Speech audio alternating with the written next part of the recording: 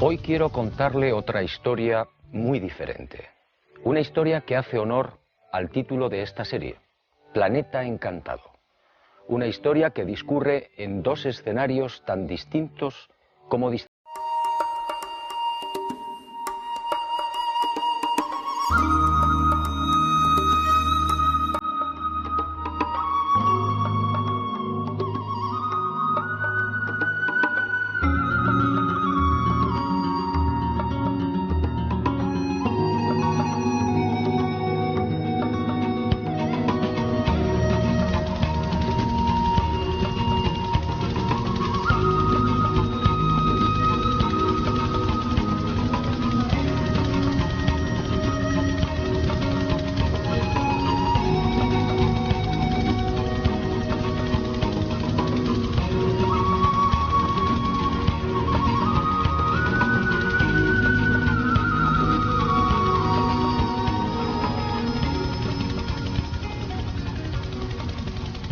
Hoy quiero contarle otra historia muy diferente.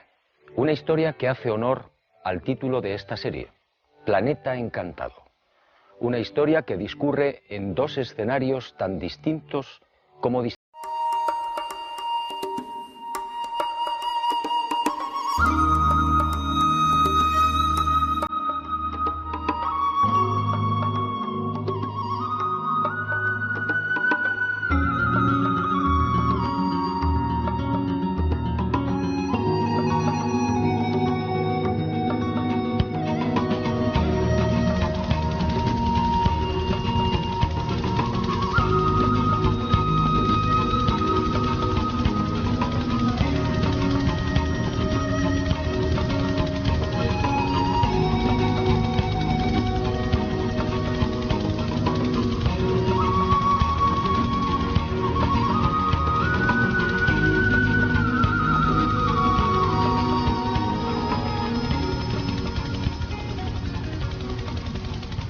Hoy quiero contarle otra historia muy diferente. Una historia que hace honor al título de esta serie, Planeta Encantado. Una historia que discurre en dos escenarios tan distintos como distantes. Pero empecemos por el principio. Sígame. Lo que quiero mostrarle no le dejará indiferente.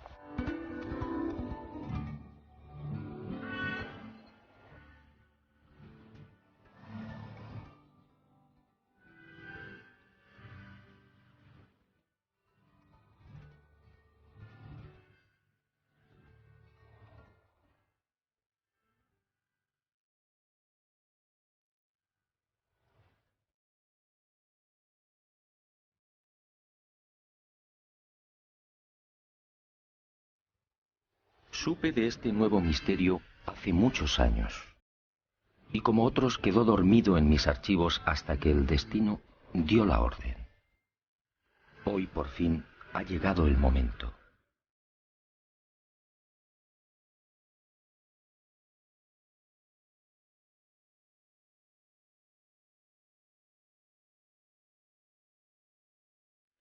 Nuestro objetivo en esta primera parte de la historia fue la bella y escondida Sierra de Ameca, en las proximidades de Ahualulco de Mercado, un apacible y sencillo pueblo minero del estado mexicano de Jalisco.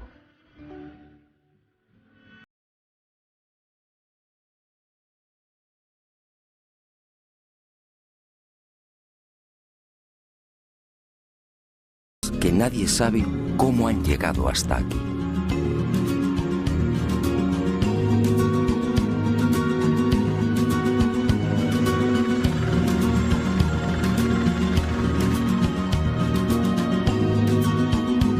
Muchas se presentan semienterradas o escondidas entre los apretados bosques de pinos y encinas. Bosques solitarios a 9 kilómetros de Ahualulco, en los que gobiernan el puma, la serpiente de cascabel y el silencio.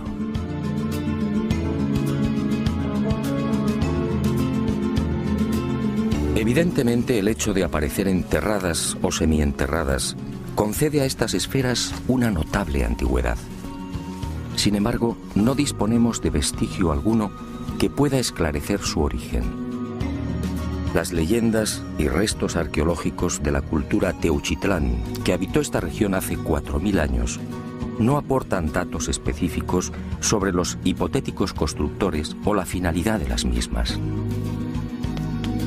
Los siguientes asentamientos humanos, entre los que destaca el pueblo Kazkán, tampoco arrojan un mínimo de luz respecto a estas gigantescas esferas. Solo el nombre náhuatl de la primitiva cultura que habitó estos parajes, Teuchitlán o lugar de dioses, podría guardar alguna relación con estas obras gigantescas, más propias de dioses y titanes que de hombres. Pero obviamente esto solo es una suposición.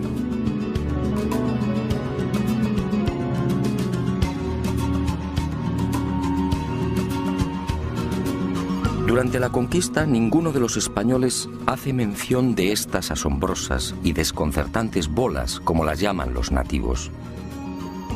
En 1524, el poblado de Ahualulco fue conquistado por Cortés de San Buenaventura. Pero las esferas no aparecen en las crónicas. Y aunque resulte extraño, tampoco Cristóbal de Oñate se refiere a ellas cuando en 1547 descubre las ricas minas de hierro, oro y plata de esta región. ¿Cómo llegaron estas inmensas moles hasta lo alto de las laderas a 1400 y 2000 metros de altitud?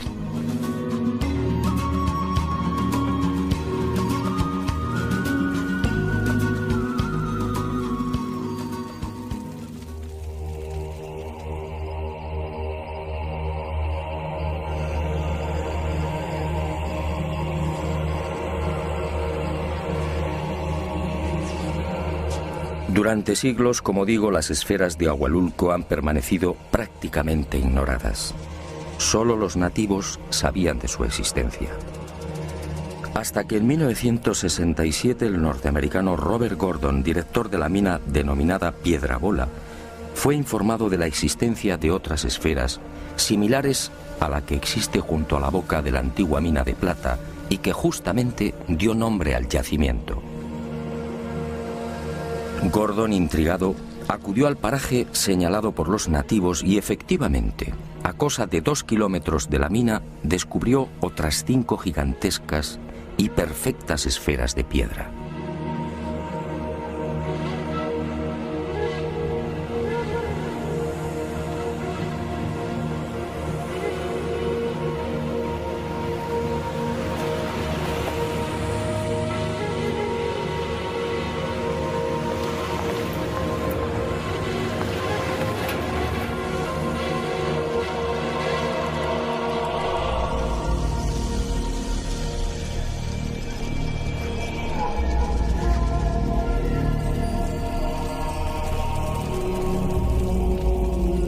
El hallazgo de Gordon fue el principio de una larga cadena de nuevos descubrimientos. El norteamericano envió unas fotografías de las esferas al arqueólogo Matthew Stirling y en diciembre de ese mismo año de 1967 se iniciaron las primeras excavaciones oficiales. Stirling llegó a desenterrar otras 17 grandes esferas, una de ellas de 3.35 metros de diámetro, el resto de 1.80 metros. Y al igual que sucediera con Gordon, Stirling quedó desconcertado. La mayor parte de las bolas presentaba un pulido minucioso e impecable, con un peso aproximado de 10 toneladas por unidad. Aquello no parecía casual. ¿Por qué el mismo diámetro? ¿Cómo se explica la perfecta esfericidad? Y lo más intrigante, ¿cómo transportaron la esfera de 3 metros y casi 20 toneladas de peso hasta la cumbre de la montaña?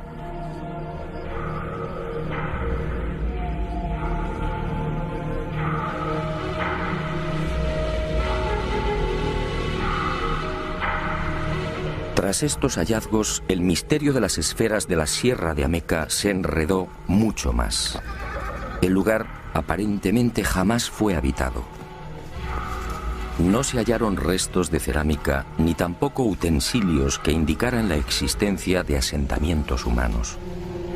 Por otra parte, la depurada técnica que hubiera demandado la elaboración de estas esferas y el no menos complejo transporte de las mismas hasta lo alto de cimas y laderas hizo sospechar a estos primeros científicos que se encontraban frente a un capricho de la naturaleza.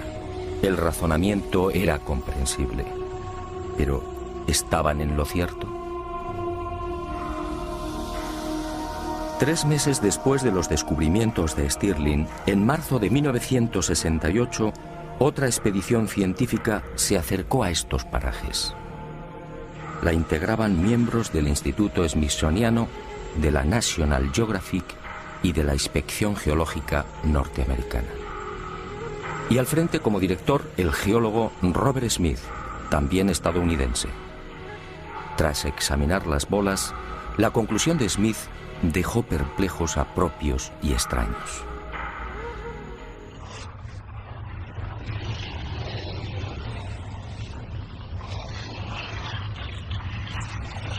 Las esferas mexicanas, aseguró el geólogo norteamericano, están formadas por un cristal volcánico llamado obsidiana.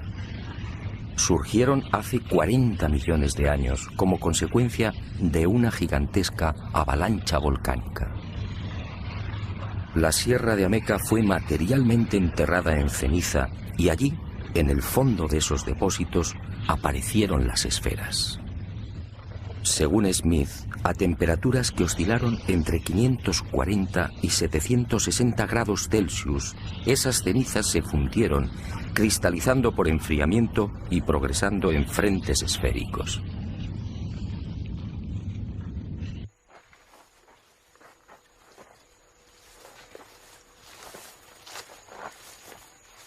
Después, la erosión eliminó el gran colchón de cenizas y las esferas quedaron libres.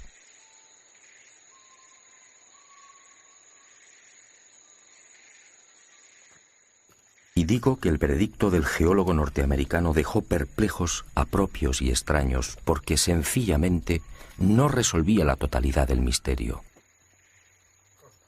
Para empezar, de las casi 1000 esferas que pueden contemplarse en la Sierra de Ameca, la casi totalidad está formada por arenisca, un material que nada tiene que ver con los volcanes.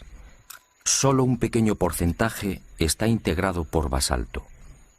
En cuanto a la obsidiana, ni rastro. ¿Qué ocurrió con estas moles? ¿También se formaron en el interior de la ceniza y en sucesivos frentes esféricos? Para la mayoría de los expertos en petrología, esta posibilidad es altamente dudosa. En cuanto al hecho incuestionable de la similitud en los diámetros de muchas de estas bolas, 1.80 metros, el señor Smith naturalmente guardó silencio. Ningún científico serio admite hoy que esta casualidad sea obra de la naturaleza. ¿O no fue una casualidad? A esta versión supuestamente científica se sumó después otra explicación aportada por algunos vulcanólogos. Para estos, las esferas de Ahualulco tienen un origen muy distinto al propiciado por Smith. No serían otra cosa que tobas o piedras volcánicas expulsadas entre gases, fuego, columnas de lava y otros materiales piroclásticos. Estas bombas volcánicas, dicen, adoptaron la forma esférica en ese violento proceso de expulsión, redondeándose en el aire.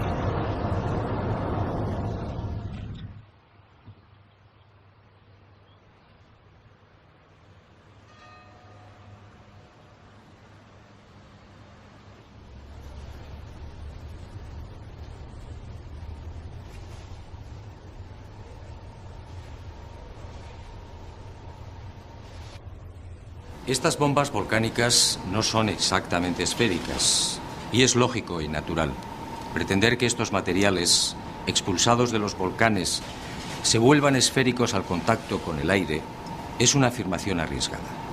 ¿Qué tiene esto que ver con la belleza, con la perfección y con el gigantismo de las esferas de México?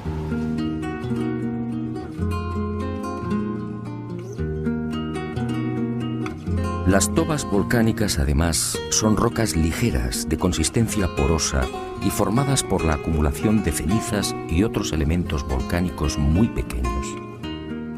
¿Qué tiene esto que ver con las masas pétreas de 10 y 20 toneladas de la Sierra de Ameca? Incluso aceptando la remota posibilidad de que estas bombas volcánicas se vuelvan esféricas al contacto con el aire, ¿en qué cabeza cabe que puedan conservar la esfericidad al chocar con un manto de lava o de ceniza? Definitivamente las explicaciones de geólogos y vulcanólogos no son consistentes. Algo falla. El supuesto origen natural de las bolas aparece drásticamente enfrentado con la naturaleza de las mismas, con las dimensiones y, sobre todo, con la milimétrica perfección del pulido. Pero hay más. Si echamos un vistazo a la nación mexicana, observaremos que se trata de un país eminentemente volcánico. En estos momentos, según el Catálogo Mundial de Volcanes Activos, México reúne un total de 14, con la calificación de peligrosos. Pues bien, si las esferas de Agualulco fueran el resultado de los fenómenos eruptivos ya mencionados, ¿por qué aparecen únicamente en este lugar del estado de Jalisco? Solo en el llamado eje volcánico mexicano, con una longitud aproximada de 1000 kilómetros, se contabilizan miles de volcanes apagados. Lo lógico es que este tipo de bolas se encontrara repartido en numerosos puntos de dicho eje. Pero no es así. Esta increíble acumulación de casi 1000 esferas solo se da en la referida Sierra de Ameca. Algunos vulcanólogos pretenden justificar la existencia de las esferas por las erupciones acaecidas en la Edad Media y señalan a 3 volcanes como responsables directos: el Ceboruco en el estado de Nayarit, el Volcán de Fuego y su vecino el Nevado, ambos en las proximidades de la ciudad de Colima. El Ceboruco, en efecto, entró en erupción en 1542 y 1567. En cuanto a los de Colima, del Nevado se sabe que entró en actividad en 1560. Pero los ardientes flujos no fueron más allá de los 10 kilómetros. Si tenemos en cuenta que Agualulco y la Sierra de Ameca se encuentran a 100 kilómetros del Ceboruco y a 140 de Colima, la pretensión de los vulcanólogos no se sostiene.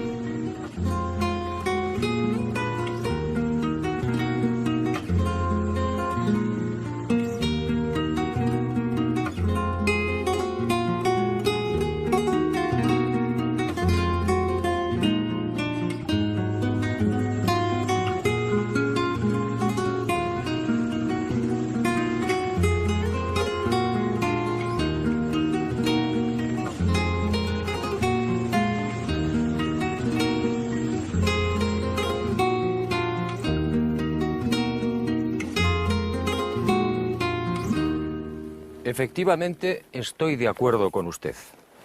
Después de recorrer la Sierra de Ameca y contemplar estas esferas, cuesta trabajo imaginar que semejantes moles son un capricho de la naturaleza. La periodista mexicana Virginia Sendel escribe, y con razón, son demasiado perfectas, demasiado bellas. Los científicos, una vez más, han intentado descafeinar la realidad, pero la historia no ha terminado. Sígame. Estoy seguro que lo que queda por ver le sorprenderá de nuevo.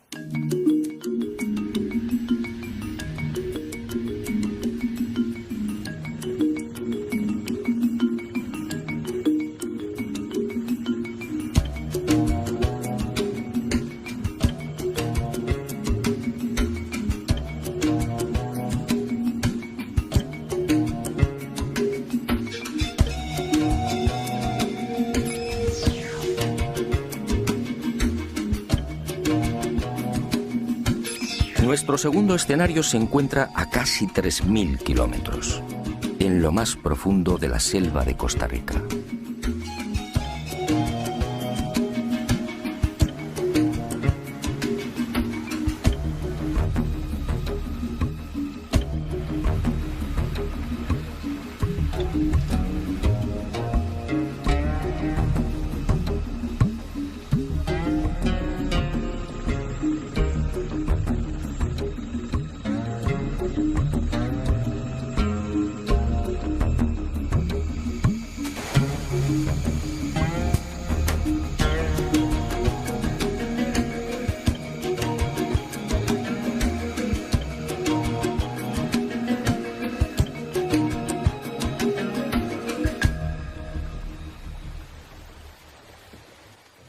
Parece mágico, pero aquí en plena jungla, al sur de Costa Rica, nos aguarda una segunda parte del oscuro enigma de las esferas de piedra. Una segunda parte que definitivamente arruina todas las explicaciones de la ciencia. Una segunda parte que eleva el misterio a su máxima expresión.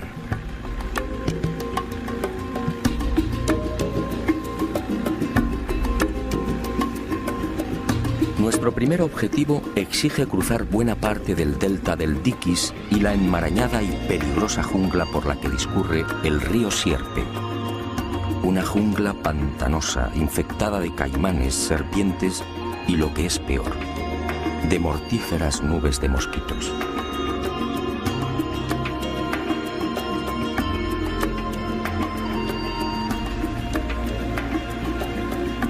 Afortunadamente, la jornada transcurre sin incidentes de gravedad y con los últimos rayos del sol alcanzamos al fin el gran secreto de Palmar Sur.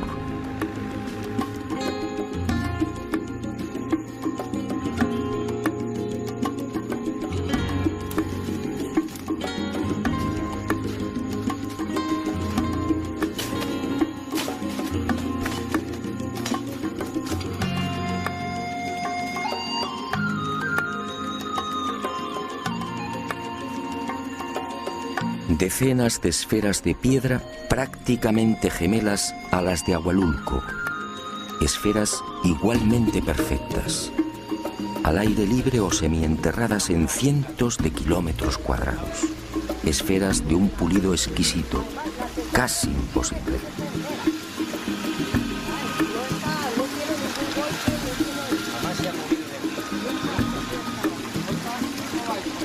Esferas de 2 y 3 metros de diámetro, de hasta 16 toneladas de peso. 1,40, 1,45 más 60 aproximadamente. Nadie conoce con exactitud su número. Se habla de cientos, más de 500 esferas de todos los tamaños, desde el diámetro de una naranja hasta 3 metros. Quizá más. Las hay en Palmar Sur, en las orillas de los ríos Esquina y Térraba, en las islas Camaronal y del Caño, en lo alto de las sierras de Bruqueña y en las regiones de Piedras Blancas, Cavagra, Buenos Aires, Bere y Pejivalle de Pérez Celedón. Pero estos solo son los emplazamientos conocidos. Al hallarse enterradas es posible que su número sea muy superior.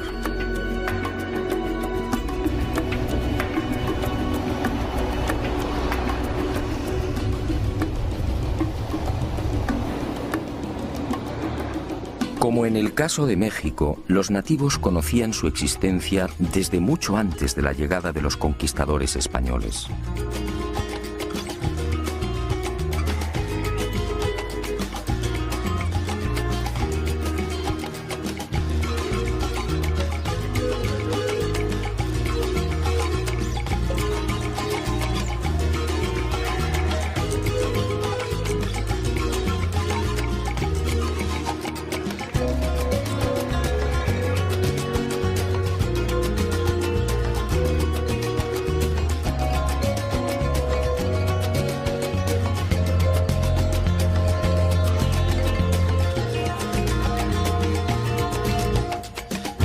Pero sus explicaciones fueron tan parcas y confusas como las de los pueblos que habitaron Ahualulco. Todos se limitaron a señalar al cielo, asegurando que las esferas eran obra de los dioses.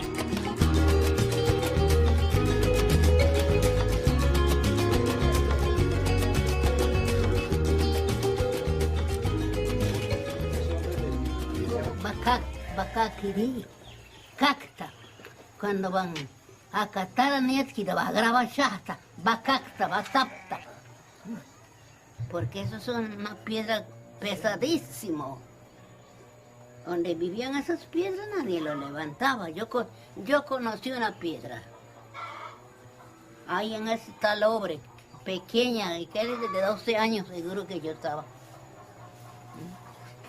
Alrededor, los antiguos moros, eso lo adornaron con con figuritas de toda clase de animalitos hacia alrededor, de todo color. Y debajo de ese dejaban el oro ahí enterrado. Pero dicen que cuando levantaron esa bola que está en Palmar, debajo encontraron bastante tesoro.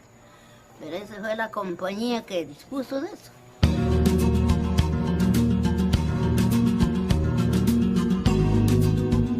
Fue a partir de 1930 cuando los arqueólogos tomaron contacto por primera vez con este fascinante enigma. En esa fecha, George Chittenden, empleado de la multinacional United Fruit, viajaba por Costa Rica comprando tierras para la plantación de bananos. Y fue en una de esas incursiones por la selva cuando Chittenden descubrió una serie de extraños montículos. Y sobre ellos, las formidables esferas de piedra. A su regreso a San José, informó a la doctora Doris Stone. 10 años después, a lo largo de 1940 y 1941, Stone se trasladó al Delta, procediendo al primer estudio científico y sistemático de las increíbles bolas. Las examinó, levantó mapas y tuvo el acierto de situar la ubicación original de 5 grupos con un total de 44 esferas. Y descubrió también otros ejemplares en las proximidades del pueblo de Ubita y en las orillas del río Esquina. En 1943 publicaría un primer trabajo que, lógicamente, llamó la atención de otros investigadores. Entre estos destacaron Mason y Samuel Lothrop, de la Universidad de Harvard. Ambos se adentraron también en las selvas y ríos de Costa Rica con el loable afán de desentrañar el singular misterio. Pero tropezaron con un grave obstáculo. Lamentablemente, la compañía frutera norteamericana ignoró el indudable interés arqueológico de las esferas y, con una absoluta falta de escrúpulos, anteponiendo el dólar a la cultura, removió tierras y cauces, destruyendo muchos de los ejemplares o cambiándolos de ubicación. Para colmo de males, otras esferas fueron igualmente removidas de sus emplazamientos originales y trasladadas a cientos de kilómetros. Y hoy adornan casas y jardines particulares, así como parques públicos, bancos y edificios oficiales.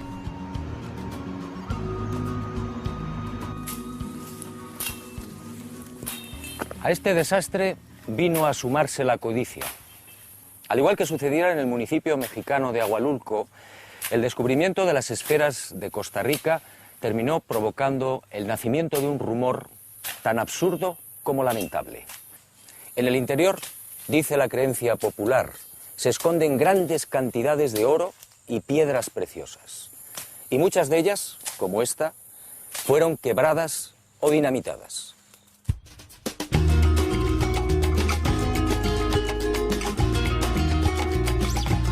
Pero arqueólogos e investigadores siguieron trabajando. En este caso, a diferencia de lo ocurrido en México, los costarricenses fueron mucho más sensatos y prudentes que sus colegas los norteamericanos. A nadie se le ocurrió esgrimir el absurdo argumento de los volcanes. Las esferas de Costa Rica son obra humana. De eso no cabe la menor duda. En cuanto a las preguntas clave, ¿quién, cómo y para qué las hicieron? La mayoría de los expertos no tiene respuestas, al menos satisfactorias. Sencillamente, es un misterio de momento.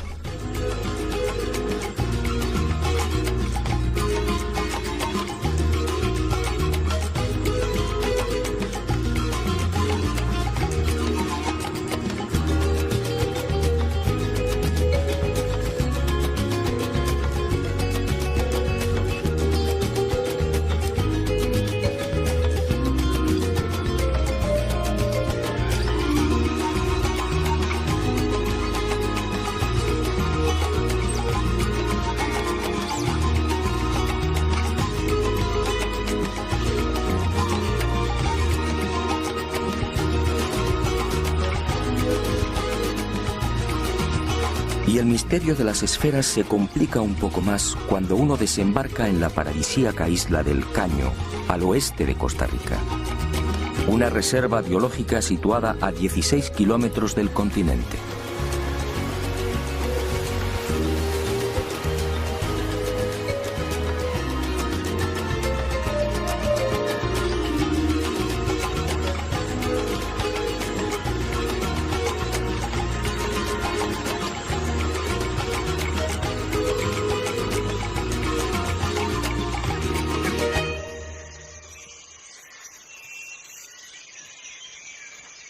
En este lugar fueron descubiertas unas 10 esferas.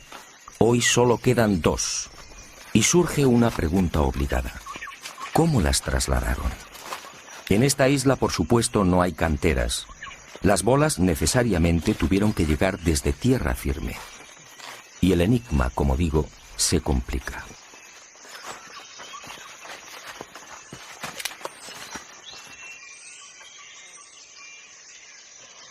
Según los especialistas, para labrar una bola de 1 metro de diámetro, sería preciso un bloque de 9 toneladas.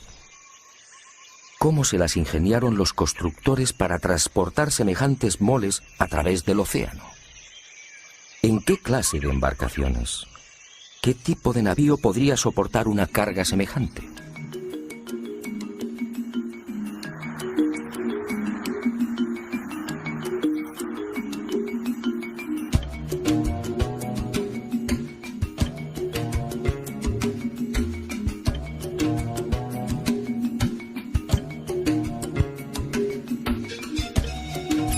Y otro tanto sucede con la mayoría de los lugares de tierra firme donde aparecen las esferas. En la jungla, por ejemplo, tampoco hay canteras. Para encontrar los necesarios depósitos de granito es preciso viajar al norte, a la sierra, es decir, a cientos de kilómetros. Y no hay más remedio que repetir las preguntas. ¿Cómo salvaron los ríos? ¿Cómo se las ingeniaron para atravesar valles, pantanos y colinas?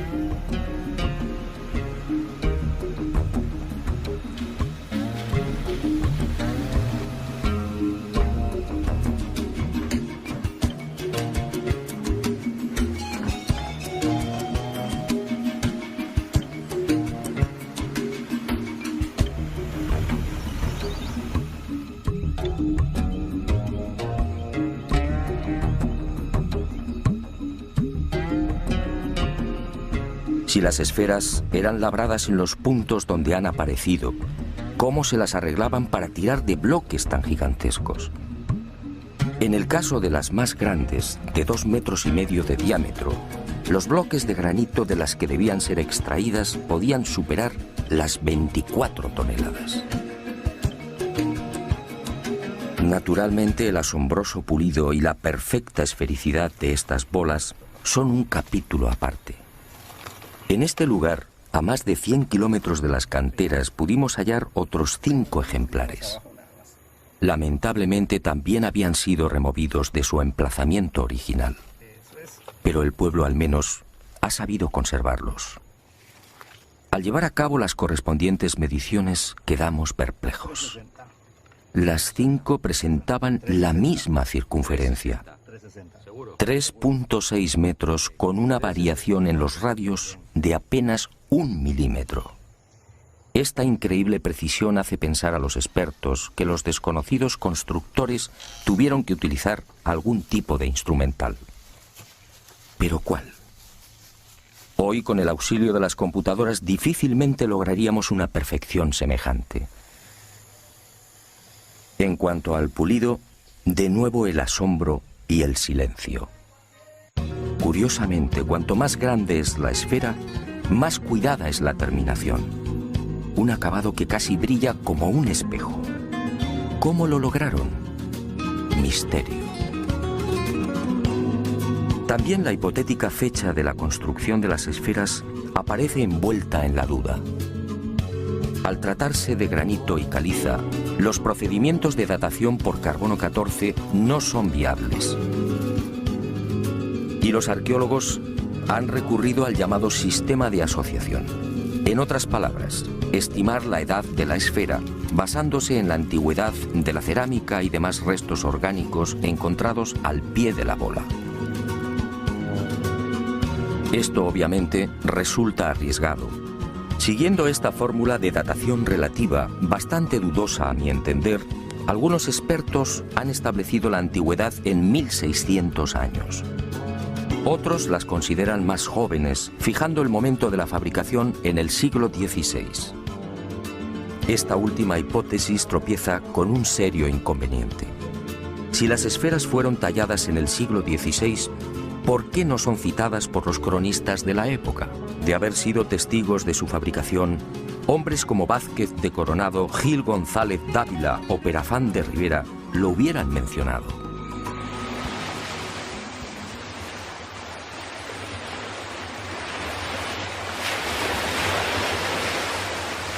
Para algunos investigadores más osados que la arqueología tradicional, estas esferas podrían tener entre 2000 y 3000 años como mínimo. Y fundamentan su razonamiento en el interesante proceso de hundimiento de las mismas. Muchas de ellas, de 2 y 3 metros de diámetro, se encuentran prácticamente enterradas o semienterradas.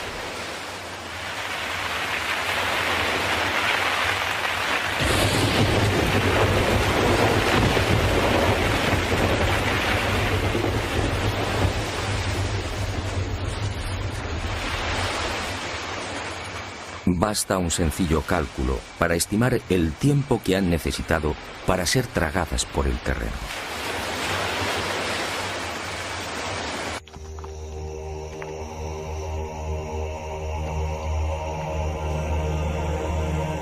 Sea como fuere, lo que parece cierto es que estas magníficas y colosales esferas fueron construidas mucho antes de la llegada de Colón. ¿Pero para qué? ¿Cuál pudo ser su finalidad? Sobre este importante capítulo, la disparidad de criterios es todavía mayor. Hay quien asegura que estas esferas venían a demostrar el grado de poder e influencia de los caciques. Si esto fuera así, cuanto más grande y más perfecta, más notable sería el dominio del rey de turno. La teoría, sin embargo, no termina de convencer.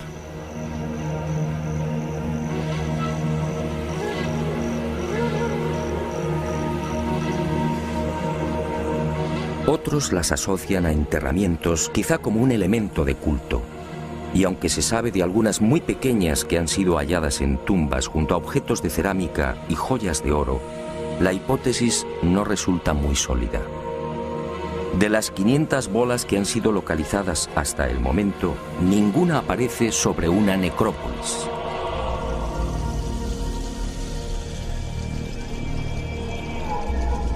Cabe pensar, por tanto, que las 2 esferitas descubiertas en tumbas fueran únicamente una posesión personal del difunto.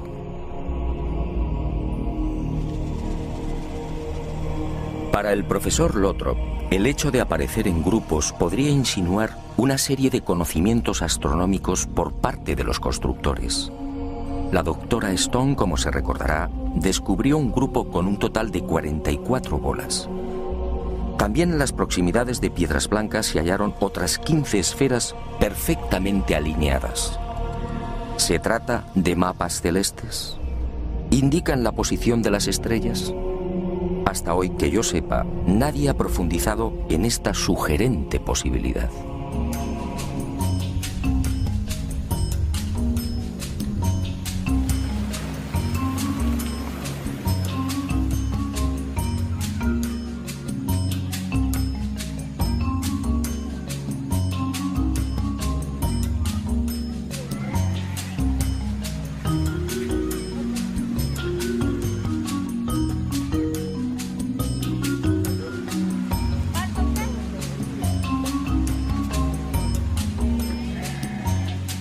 Algunos nativos a quienes consulté me hablaron de algo mucho más fantástico. Según la tradición heredada de sus ancestros, estas esferas son poderosos centros de energía. Una especie de focos que irradian fuerza y bienestar y que afectan a la vitalidad y salud de personas, animales y plantas. De hecho, dicen, los vegetales que crecen en el entorno lo hacen siempre con mayor exuberancia y agresividad que los ubicados a mayor distancia. Hablan con razón, sí, pero esa misteriosa energía no tiene nada de sobrenatural. Los materiales que forman las esferas, en especial el gabbro y la granodiorita, contienen un elevado índice de magnetita. Y es justamente esta mena esencial del hierro la que atrae los metales y despliega la supuestamente fantástica energía benéfica. Y en este laberinto de posibles explicaciones nació también otra hipótesis contemplada con escepticismo por la ciencia oficial. Basándose en los planos levantados por Stone y Lothrop, el reconocido sociólogo Ivar Zapp asegura que las alineaciones de esferas son en realidad una biblioteca náutica, es decir, la señalización de rumbos marinos. Tomando uno de estos mapas, Ivar verificó que dos de las esferas apuntan hacia los rumbos 19 y 199 grados respectivamente. Este último pasa sobre la isla del Coco en Costa Rica, el archipiélago de las Galápagos y finalmente desemboca en la isla de Pascua. Al someter el citado rumbo a la computadora de vuelo de un avión, el ingeniero comprobó con asombro la impecable exactitud del destino nacido de ambas esferas. En un trayecto de 7.000 kilómetros, el desvío de un supuesto navegante que hubiera seguido esa alineación habría sido de apenas 70 kilómetros. Por su parte, la alineación con la tercera esfera señala directamente a Grecia y Asia Menor. ¿Casualidad? ¿Qué hay de cierto en la hipótesis de Ivar Zapp? Los científicos, con razón, desconfiaron del hallazgo de Zapp. La mayor parte de las esferas, como fue dicho, ha sido removida. Esto hace poco menos que imposible la constatación de los supuestos rumbos marinos. En cuanto a la sorprendente alineación que une Costa Rica con la isla de Pascua, el asunto tampoco mereció mayor consideración por parte de la ciencia. La verdad es que la proximidad de dos o tres esferas puede sugerir infinitos rumbos. Y otra por aquí. Hay una aquí y...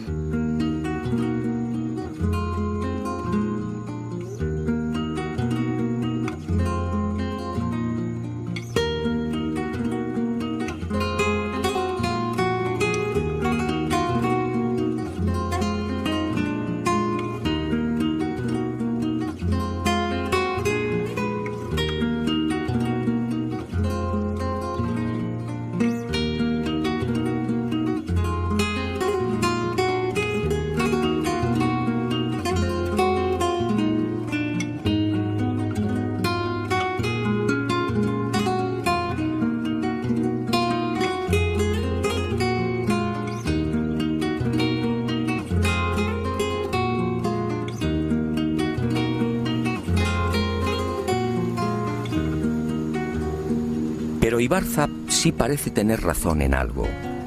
Para el estoniano afincado en San José, las esferas son la viva manifestación de una cultura de expertos navegantes afincada en la Costa Rica que mira al Pacífico Sur.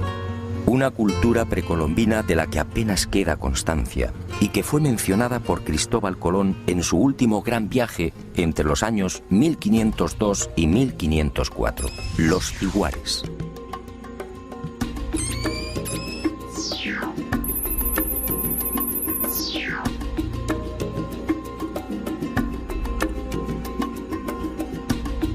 En una carta dirigida a los reyes católicos, Colón manifiesta que los tiguares eran gentes ricas, con navíos, espadas y corazas. Y habla incluso de algo asombroso, siempre rechazado por los historiadores.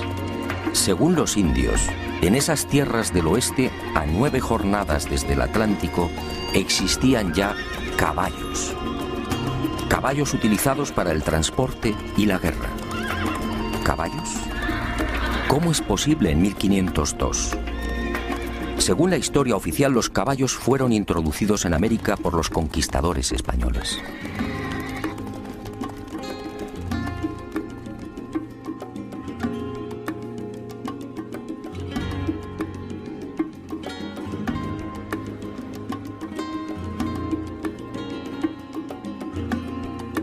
¿Navíos? ¿Corazas y espadas? ¿Caballos? ¿Quiénes eran los ciguares? ¿Fueron los constructores de las perfectas y gigantescas esferas de piedra? En realidad, nadie lo sabe, aunque nos encontramos ante una circunstancia más que sospechosa. Esa civilización vivía justamente en la región de Golfo Dulce, es decir, en unas tierras en las que se ha descubierto la mayor concentración de esferas.